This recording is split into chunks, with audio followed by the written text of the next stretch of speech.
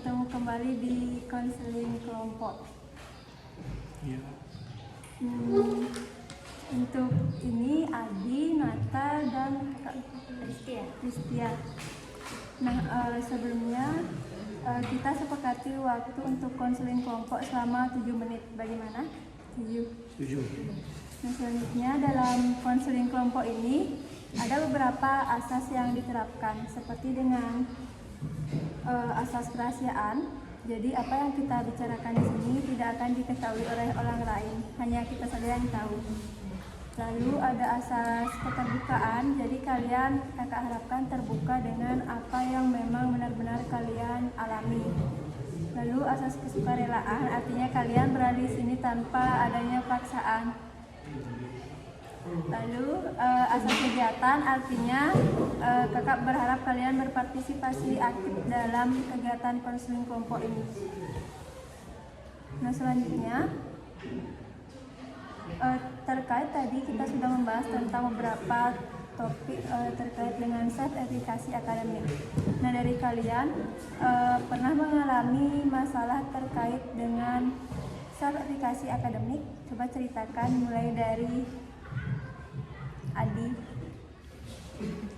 Contohnya gimana ya? Kayak nggak yakin dalam mengerjakan tugas-tugas yang sulit, kayak gitu. Dari Adi, mungkin ada permasalahan terkait hal tersebut? Nggak ada sih, saya tetap yakin sama gini. Walaupun hasilnya tetap nol, tapi saya tetap yakin.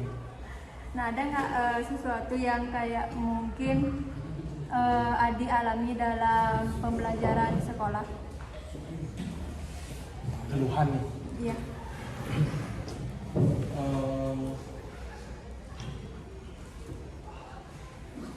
Cuma misalnya kurang gini aja sama mata pelajarannya sama gurunya biasanya, yang membuat kayak males ini belajar, nekunin di bidang pelajarannya dia gitu. Oh, ini masalah ke gurunya. Iya. Selanjutnya Nata. Kalau saya sih terobos aja ya. Gimana? Terobos aja. Bener enggaknya tuh belakangan aja. Penting pede aja. Ada nggak sesuatu yang kadang ngebuat Nata ngerasa nggak enak untuk mengikuti pembelajaran di sekolah? Contohnya kayak Adi tadi. Sama dari gurunya. Dari gurunya. Dari gurunya. Dari Ristia, mungkin ada suatu permasalahan terkait dengan verifikasi akademik. Mungkin di Kak, karena Ristia ikut organisasi OSIS kan, jadi mungkin ada beberapa mata pelajaran yang mungkin Ristia tidak bisa mengikutinya. Mungkin dari sana Ristia perlu waktu lebih lama untuk menyerap materi yang diberikan oleh guru, karena kita mendengar materi dari teman sama materi dari guru itu kan berbeda Kak. Mungkin dari sana sih kesulitannya. Nah, dari Ristia, ada saran nggak untuk Adi atau Nata yang tadi katanya masalahnya kayak sedikit malas jika ada satu pelajaran guru tertentu gitu? Iya.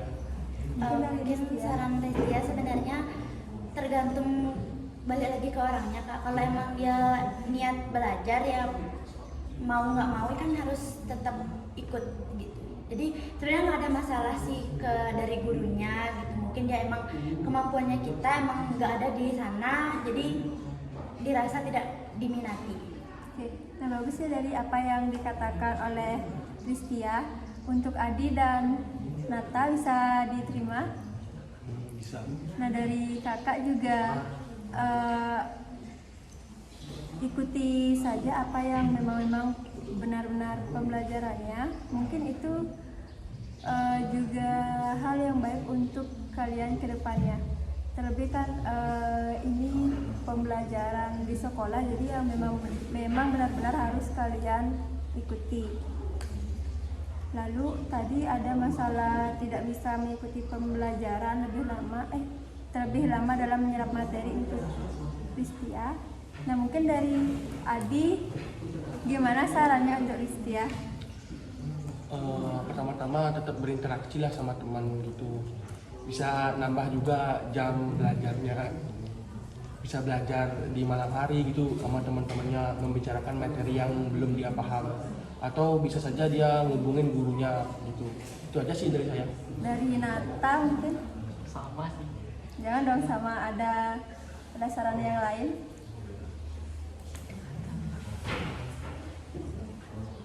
Nggak ada.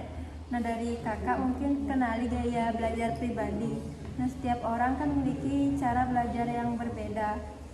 Coba Listia cari tahu bagaimana metode pembelajaran yang Listia lebih nyaman, seperti dengan visual atau melihat, auditory atau mendengar, dan kinestetik atau melakukan. Lalu membuat ringkasan atau peta konsep. Nah, saat menyerap materi, Listia bisa membuat catatan ringkas atau peta konsep saat Listia merasa kesulitan dalam menyerap materi. Menulis sendiri sesuai dengan bahasa Listia sendiri dan membantu Listia lebih memahami dan mengingat. Lalu sebelumnya Listia sudah pernah mencoba menggunakan teknik belajar yang terstruktur, misalnya 25 menit belajar, fokus, dan 5 menit istirahat.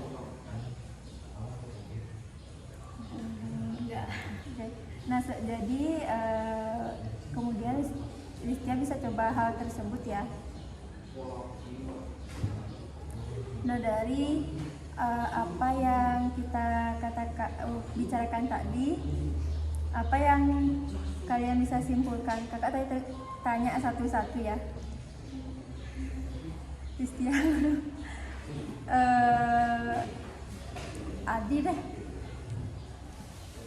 Apa kesimpulannya yang dapat kalian ambil? Kesimpulan dari saya tadi kan saya dengar saran dari Bapak ya. Jadi saya tetap belajar aja sih, berarti saya harus tetap belajar aja, nggak mesti saya harus iniin gurunya, saya tetap harus nangkap materinya.